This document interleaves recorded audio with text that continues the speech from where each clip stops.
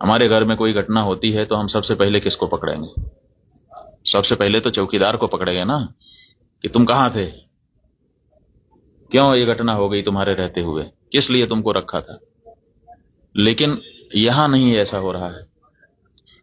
यहां जो है कहते तो हैं कि हम चौकीदार हैं, लेकिन चौकीदारी अगर की गई होती, हाँ चौकीदार अगर अपने काम में पक्का होता है तो उसके ऊपर आक्रमण करके उसको कोई मार दे, लेकिन फिर कहा जाता है कि इस चौकीदार ने अपना निभाया।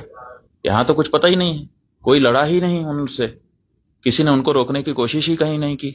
वो आए, घटना की, आराम से चले गए, कहीं पर उनको कोई बाधा नहीं है। कहां है चौकीदार? और चौकीदार के बारे में चर्चा ही नहीं हो रही है। अब कह रहे हैं हम उनको सबक सिखा देंगे, हम ये कर देंगे, हम वो कर देंगे। पाकिस्तान की धरती से आए थे। अरे भाई, पाकिस्तान की धरती से आए थे, इतनी जल्दी कैसे पता चल गया आपको?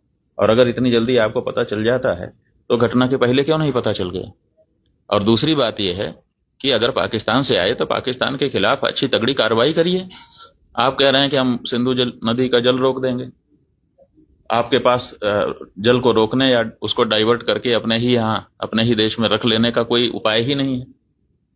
हमने विशेषज्ञों से पूछा कि अगर हम सिंधु नदी का जल पाकिस्तान में जाने से रोकना चाहते हैं तो हमारे पास क्या व्यवस्था है। उन्होंने कहा हमारे पास कोई व्यवस्था नहीं है। अगर हम आज से शुरू करें कि ऐसी व्यवस्था हम बना लें तो पैसा कितना लगेगा वो तो अभी पूछिए ही मत। अगर पैसा पर्याप्त दे दिया जाए, पैसे के कारण एक दिन भी काम ना रुके, तब भी 20 साल लगेगा, तब हम सिंधु नदी का जल रोक पाएंगे। तो ऐसी परिस्थिति में हम ये कह दे रहे हैं कि हम सिंधु नदी का जल रोक लेंगे। और टेलीविजन के एंकर हमने सुना, वो कह रहे थे बूंद बूंद के लिए तरसेगा पाकिस्तान, एक गिलास शुद्ध पानी नहीं मिल पाएगा, खेती नष्ट हो जाएगी, बिजली नष्ट हो जाएगी, ये हो जाएगा, वो हो जाएगा।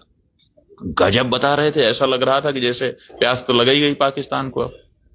और इधर विशेषज्ञ बता रहे हैं कि हमारे पास पानी को रोक लेने का कोई उपाय ही नहीं है।